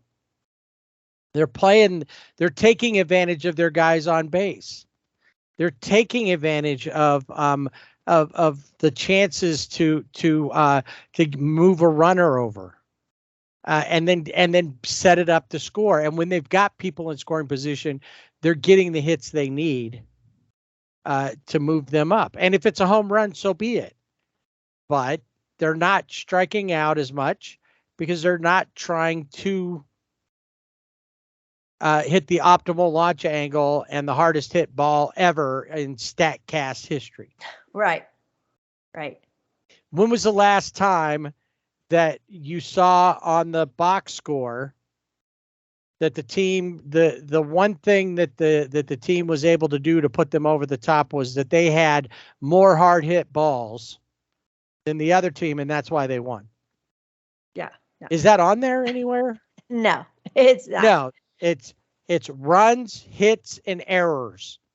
And those are the things that are the most important thing of any baseball game. It doesn't matter how hard you hit the ball. It doesn't matter if you had the best launch angle. It matters that you scored more runs, you got hits to score those runs, or you got hits to when people walked, you got on base, and you didn't commit any errors. And that's what's going to be. You didn't mishandle balls. You didn't make a play like what really, we didn't talk about it, but James Outman misplayed a ball, was in his glove and then out of his glove. And that really, had he caught that ball, that changes the whole complexion of game 1. Yeah, it really did. Yeah, that was the first play, right? First batter, first play, and he doesn't make that play. And yeah, I think there's always jitters, but in regular season, he's going to make that play. I mean, it hit off the heel of his glove, but I think you're right. If he had caught that ball, I'm not saying that the Dodgers would have won, but it does change the game. Because Clayton Kershaw, you saw, that it almost seemed like when he didn't catch that ball, it was like, it wasn't just like, okay, next batter. Shake it off. No, it was defeated. We're defeated. So just to give you an idea, in that first inning of that game, that double, due to the being misplayed, Ketel Marte ends up doubling, and that opened up the floodgates. Yeah. Corbin Carroll comes up, he singles, Marte scores. Tommy Pham comes up, he singles. Christian Walker comes up, doubles. Corbin Carroll scores. Tommy Pham gets to third base. Gabriel Moreno, home run. Clears the bases. That's a 3-run shot right there. Like we said, already up 6, and it wasn't over at that point. If Lourdes Gurriel Jr. doesn't ground out, who knows how bad it could have got. Yeah, it could have been 11-0 in the first first inning. Yeah, inning. and then he doesn't settle down at that point when it's still just 5 runs. He walks the next guy, and Evan Longoria doubles, scoring Alec Thomas. And when Emmett Sheehan comes in, Emmett is able to get out Perdomo, and then Marte coming up as the 10th batter in the inning. He's able to get him to ground out to Freddie. And that's it. But then it starts all over again in the second inning. Yeah. With Emmett Sheehan, Corbin Carroll with a home run. Lourdes Gurriel making up for what happened the time before, gets a double, which drives in Tommy Pham, who singled. Christian Walker hit by a pitch. Those guys both score. Who gets walked again? Alec Thomas. Who drives him in again with a sacrifice fly? Right, Evan Longoria. Mm-hmm. And then everything kind of settles down for a little bit. There's some hits here and there, and it isn't until later in the game when Alec Thomas decides he's tired of being walked and hits a home run off of Michael Grove. And then Alex Vesia gives up a home run to Tommy Pham. Tommy Pham right now is like the MVP of the after that game. Which is crazy, to think Tommy Pham. But and then Corbin Carroll. The guy's a rookie. See, we're talking about rookies. Here's a rookie, had a little downtime during the season, and now he's playing like he's the MVP. Mm-hmm. Yeah. So we can't give these guys. If it was Gavin Stone pitching, I think I'd go, well, Right. But these other guys have shown they're capable of stepping up and pitching well in the spotlight. Emmett Sheehan had a no-hitter in his first game out. That's right. Yeah. And it wasn't his fault that he lost a no-hitter. It was the rest of the team's fault. Right. It was Doc's fault for taking him out when he did. It was the team playing errors, stuff like that. It's just. Well, I think too in the second game, I feel like it was overmanaged. Yes. Too many. I mean, it was like, I'm pulling out the stops, whatever we have to do to win. But I think a good example, like Miguel Rojas had a single. He was 1 for 1, but he gets pinch hit for. Right. And I'm like, but he was hit, he got a hit. So why are you taking guys out that have hit? They got a hit. He just, hey, we got to make these changes. And next thing you know, he's left with Austin Barnes on the bench. And that's it. Everybody's out. If something happens, he's screwed. Yeah. Luckily nothing happened that caused him, to have to figure out how to replace somebody or have a pitcher hit. Right. Or something like that. Well, and the other thing that really this has always bothered me. Oh, well, this is the better matchup, because he doesn't hit as well against left-handers as he does against right-handers. Or this pitcher, is right-handers hit better off of him, or vice versa. To me, it's like, just leave him in the game and see what happens, because the matchup on paper is never going to play out on the field. Because if you're hitting, you're going to hit. And it shouldn't matter if the pitcher is a right-handed pitcher or a left-handed pitcher. It shouldn't matter. Right. I mean, we've seen there are guys that for whatever reason, they just don't hit, left-handed pitching well. But there's still guys who, maybe they hit the home run, or maybe they hit the single that brings in a run, because you just let them hit because they have proven that they can hit.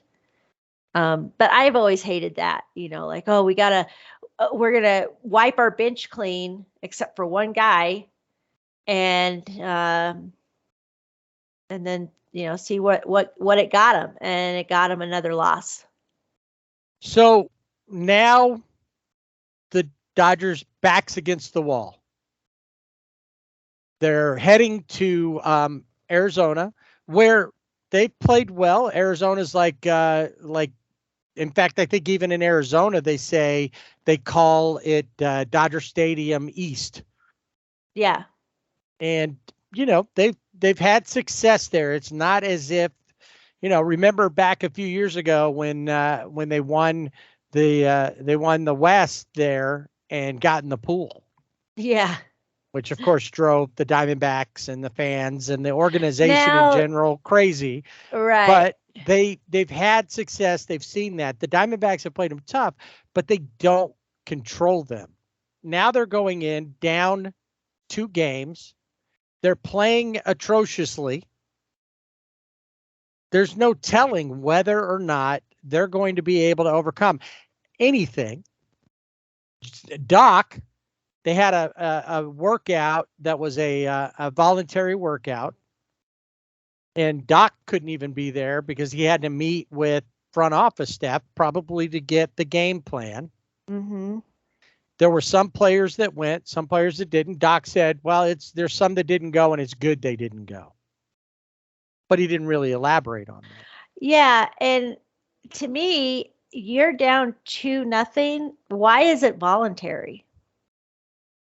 And at this point, if being out there is going to get you to the point that you get back into a rhythm, that's important. Right. In this game, Lance Lynn finding his way onto the mound for the Dodgers. We knew this was about how it would work out, him in Game 3. We know he gives up a lot of home runs.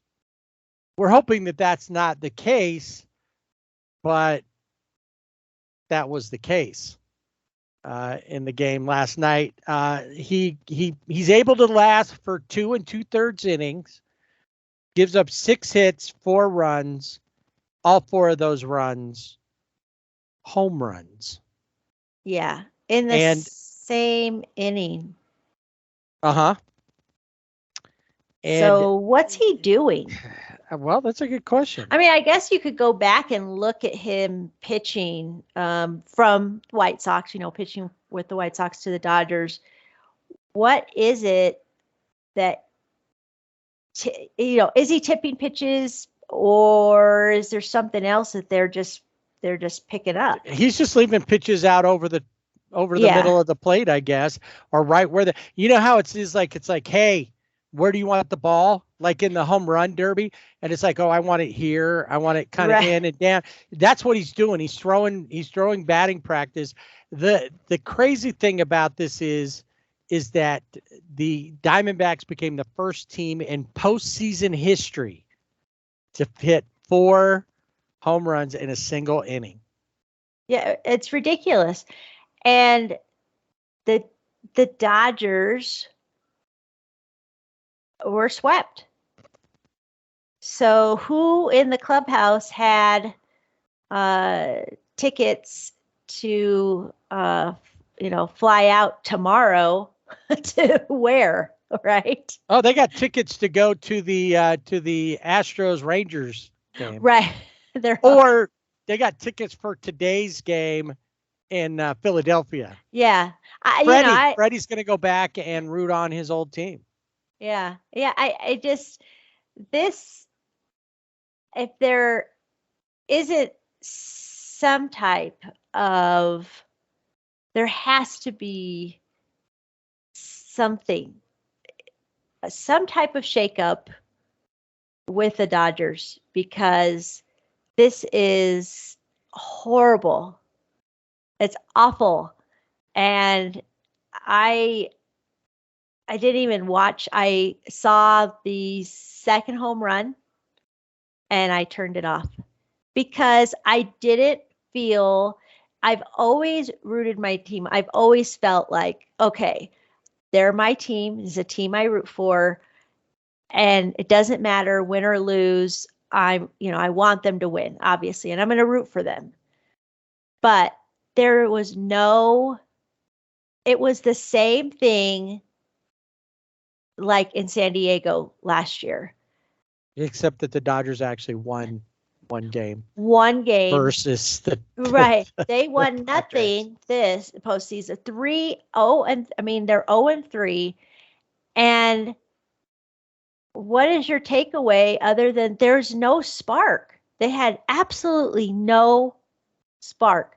The spark that you saw in the regular season, the Freddie thing, you got the train going. Well, the train had derailed in the first inning of the first game. So it never made it back on the tracks. And then Freddie's dance, there's a t-shirt and it's got, the wavy things, those nylon. Yeah, like in front of like car dealerships or when they got a big thing. That deflated. Yeah. That was deflated in the first game and torn. Yeah, well, they were only able to do it one time during the whole series. Right, and then it got torn. So it couldn't inflate back up because it was torn. And everything that they accomplished during the regular season is like, who cares? Who cares? Whoopie-doo. Because like last year, who cares you won 111? Who cares you made it to 100? Yeah, nobody cares. You could have won 90 games and maybe still been playing. The pitching obviously was always going to be an issue. Right. Their pitching staff was not built. You go to certain teams out there who have, like the D-backs. They have two guys at the front of their rotation in Zach Gallen and Merrill Kelly, who both are, except for when they pitched against the Dodgers, our guy Zach Kelly at one point this season looked like he may be Cy Young candidate. Yeah, that's right. Yeah. And I think I even mentioned that early on in the season. This guy is on fire. But that's a good playoff team in that you can have 2 or 3 pitchers. During the season, you can have a 6-man rotation because you got a long way to go. Exactly. But when you get to the playoffs, the teams that have 3 strong pitchers or 2 strong and 1 serviceable, like beyond serviceable, a little slightly above average, are the teams that are going to be the best. And then good bullpens. Yeah. And the Dodgers bullpen, maybe that guy was right. Maybe they shouldn't have run any starters out there. They should have done openers and then let Bobby Miller pitch in the middle of the game. Maybe. Let Clayton come in the 3rd inning instead. Yeah. It just, I don't know if that would have made any difference, but I think the Diamondbacks are not only celebrating moving on for the first time since like 2017, I think, as I read. I also think they're celebrating that they beat, as San Diego said, the dragon to the north. Right. They beat the dragon to the west of them. And, they got Snakebit, I guess. Oh, yeah. No, they got, and they're the venom. There's no remedy for that. Whatever that they well, need. The question is can they come up with an antidote? Yeah, that's so the that word. It doesn't happen next year. Right, because what obviously changes? Something has to change. When you cannot be, as a organization, you cannot be happy with, we made it to the postseason this many times and we won the division this many times, because you did that during the regular season. But once you get to the postseason, it doesn't matter. No, it only matters that you make it to the end and that you win the very last game of all the games. That's it. Of the season. Otherwise, yeah, you're out of luck there. So I'd like to see what it's going to be quiet for a while, I think, at Chavez Ravine, but what's going to happen? Well, I think any moves, if they're going to make any moves, like right now, we got to make these moves. It'll happen before Sunday or Saturday Sunday when the ALCS starts. Yeah. And then during that lull, now let's think about this before we wrap up today. So Dodgers, we know, eliminated. The Rangers swept. They don't play until Sunday. That means the Rangers have been off since Wednesday because they won on Tuesday. So Yeah. how many days? That's what, 4 days Mhm. before they play again? The Asterix, they'll have 3 days because they had to go one more game. They weren't able to sweep the Twins. Right. So the teams, if we're talking about long layoffs having an issue, will we see two rusty teams coming in to the AL? So yes, since both of them have a little longer time off, will it just cancel that out and they'll make it? Will Texas be the team of destiny? Diamondbacks be the team of destiny? Will like with the Diamondbacks are off until Monday? Will the so this will be interesting. This will definitely, I think, is the story to watch. Because we were talking earlier about playoffs and the layoffs. So is that going to be a difference maker for the Diamondbacks or the Rangers or the Astros? How's that going to play out? We don't know what's going to happen with Philly tonight. If Philly wins tonight, they win. They only have 3 days off. Right. But if they don't win, they're going to have to play one more back in Atlanta. Mm-hmm. And then immediately, head to wherever, well, depending. If they win it, Arizona would come to them because Right. they were higher seeded. So we'll talk about that next week when we see how these games, are we going to see solid baseball or is it going to be sloppy to start off because of the long layoffs? And maybe this will help make the case of the long layoff for all the teams. Honestly, I'm interested in seeing that now. Yeah, no, Before, I wasn't am too. sure about how I felt about the rest and of the now I'm post- at the point where obviously I watch the games whether the Dodgers are playing or not. I'm going to keep up with it. I'm going to watch them. But I don't have, a team. I always pick, like, okay, well, the Dodgers aren't going to make it, then I'm going to root for. So I'm not going to root for the Braves ever. I'm never going to root for the Diamondbacks ever. But I root for the Phillies because I have a connection because we lived 45 minutes from Philadelphia, right? So that's my connection.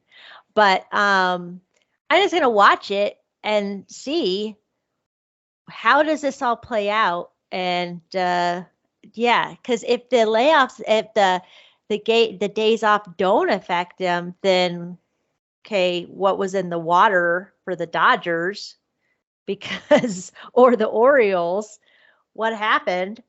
Because what was different between their preparation and, say Rangers, I don't know. So now I'm even more excited just to see the experiment of what happens when you give the teams, 4 days off or 3 days off. Just a couple little things and notes, just because I want to pour salt in their wound, I guess. Freddie Freeman hit 100 during the Unacceptable. Mookie 0. Yeah, Big goose egg. unacceptable. And I know that both of them would be, oh yeah, it's unacceptable.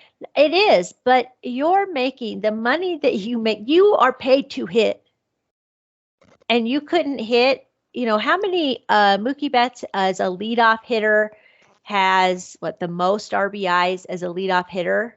105 or something like that, and he couldn't get one RBI in the postseason. Nope. Freddie Freeman had how many doubles? 59 doubles. Couldn't get a double. Nope.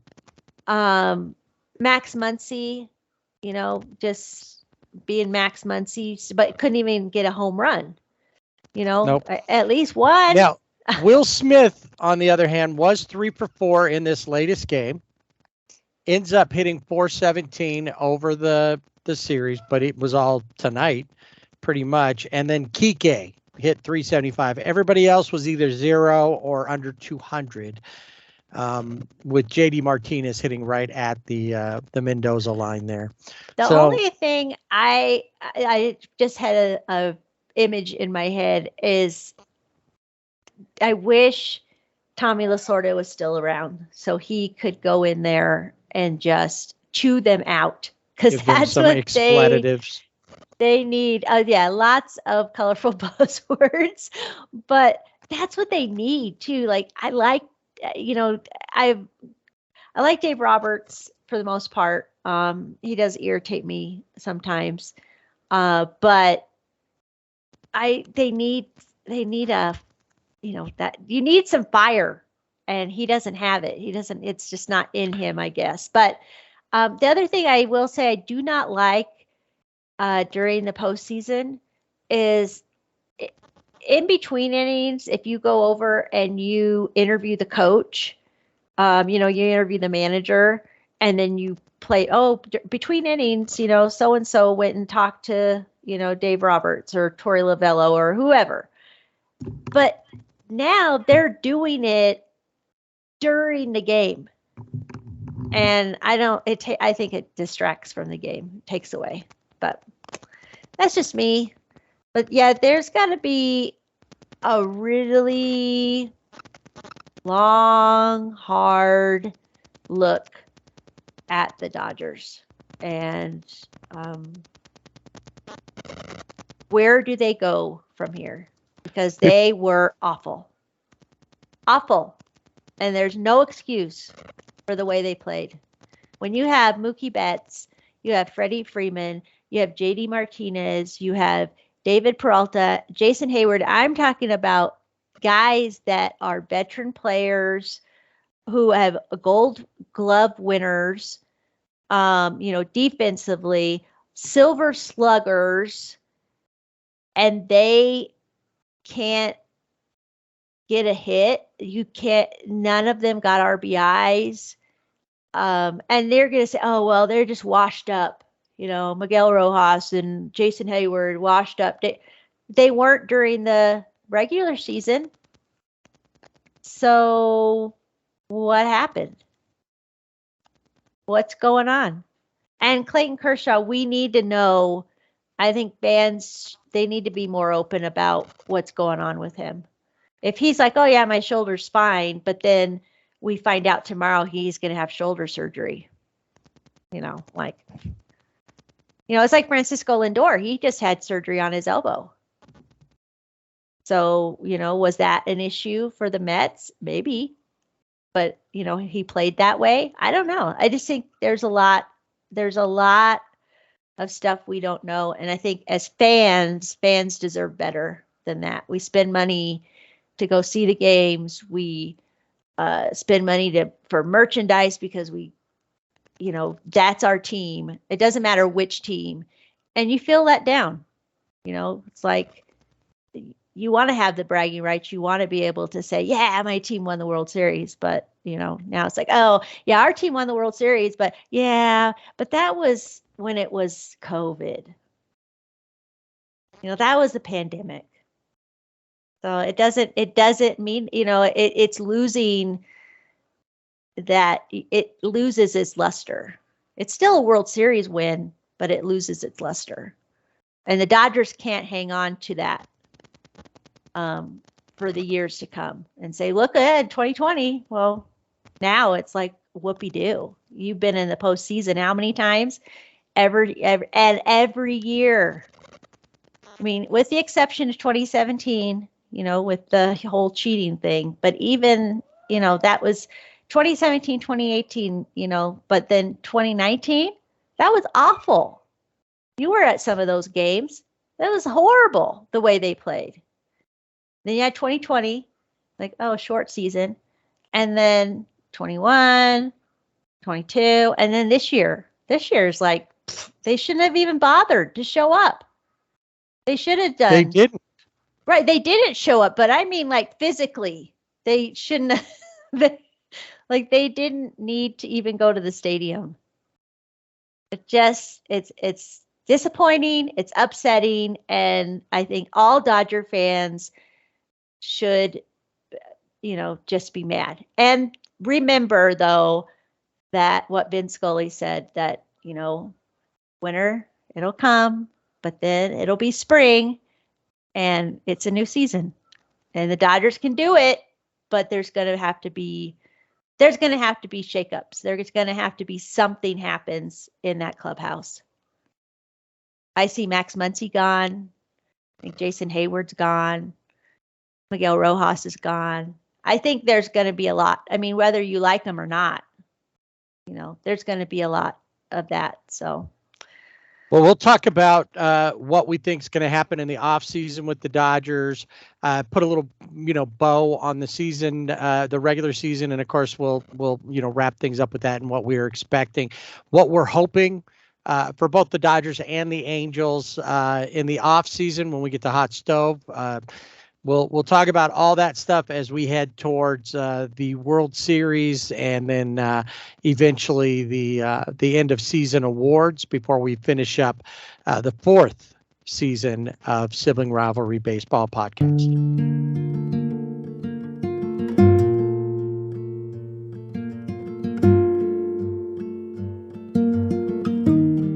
Instead of our around baseball, because we talked about around baseball with the playoffs and everything, last week I didn't share a couple of things. We've got two things that I want to share that are two things that are kind of the same, and then one thing that was big news, and I didn't share it last week, but now that Jana's back from her excursion, her national park adventure, we can share that together. Wanted to share that last week, or within the last couple of weeks, we've lost two former major league pitchers. One, Jim Poole. The weird thing about the two of them, both of them were the same age. Jim Poole, who appeared in 431 games from 1990 to 2000, pitched for Cleveland in the 95 World Series, known as a great teammate and an excellent clubhouse guy. He passed away from his fight with ALS, was a big part of the 2022 Lou Gehrig Day, and was described as a graceful warrior in the fight against ALS. And then the other loss, which somebody that more people know of, was the loss of Tim Wakefield. The Red Sox announced his death by saying Wake embodied true goodness, a devoted husband, father, and teammate, beloved broadcaster, and the ultimate community leader. He gave so much to the game and all of Red Sox Nation. He was pretty much one of the last knuckleballers, appeared in 627 games over 19 big league seasons, a 105 ERA plus, and a 1.79 strikeout to walk ratio. And basically, he had a 34.4 WAR over that time frame. Started as a Pittsburgh Pirate and ended up there with the Red Sox, and brain cancer is what took Tim Wakefield. And finally, since I didn't tell him last week, should we tell him this week? Sure.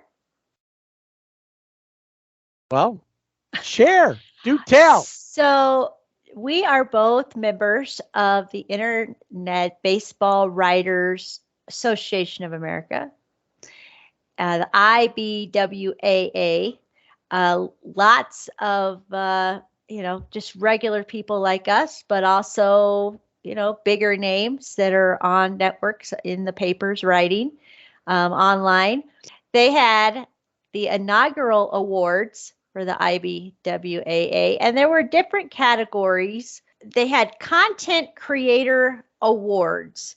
There was an award for General MLB Writer of the Year, Prospects Minors College Amateur Writer of the Year, Team Coverage Writer of the Year, and Podcast / Video Host of the Year.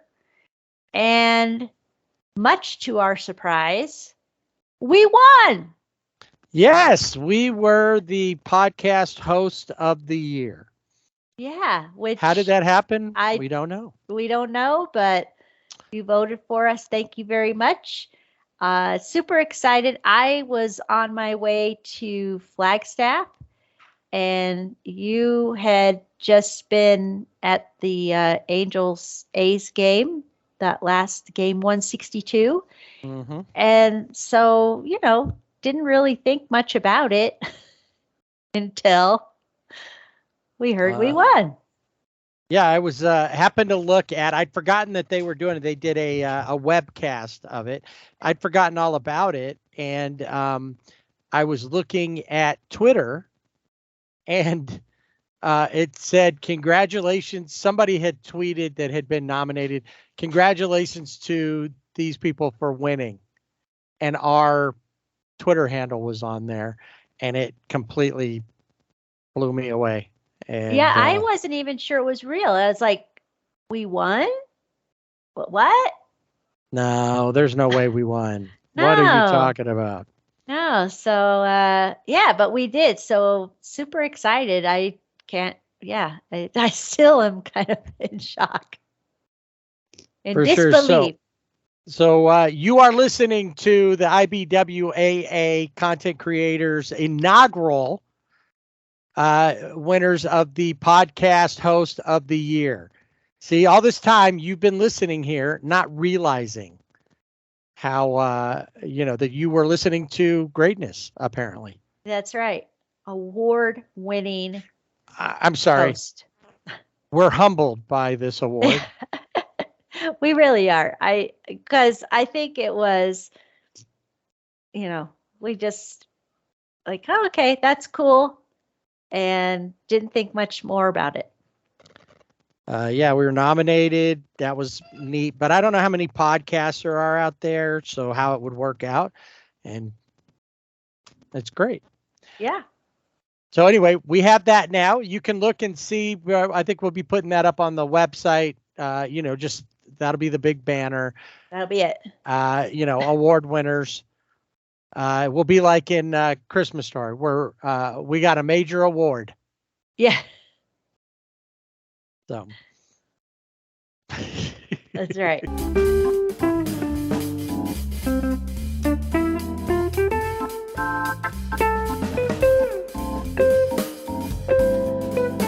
All right. So from our fields now, both of them from the teams that we generally follow have the tarps on them for the winter, and no more talk for at least the next couple of episodes of Dodgers or Angels. We will talk about what's happening with the rest of the Phillies Braves.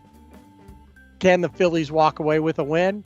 We'll talk about Texas and Houston, the battle for the Lone Star State and the American League as we go. And then, of course, we'll also talk about the World Series. We may throw in other news as it pops up, but that'll be the main focus as we go over the next 2 or 3 episodes here. once again, we appreciate you stopping in and hanging out with us here on the Sibling Rivalry Baseball Podcast. As a reminder, don't forget you can find us on Twitter at Sibling Rivalry BB without the A. And on Instagram and Facebook at Sibling Rivalry BB with the A. And then, of course, our website, siblingrivalrybb.com, where if you happen to be a fan of any of the three teams that have moved on, you can get a Division Series T-shirt for any of those, or a hat or whatever. Or you can just wait to see who wins the AL or who wins the NL, or even the World Series for that matter, and get that stuff to support your team. Or if all of a sudden your team's out of it, support somebody else's team. I was pretty much ready to go get an Orioles hat, and I'm like you. I'm kind of disappointed that the teams that I wanted to see move on weren't there, especially the Orioles, more so than even the Dodgers, because I think the Dodgers kind of just, I was just kind of not happy with them, and they kind of just, I was like, whatever. Anyway. So we'll be back with you next week.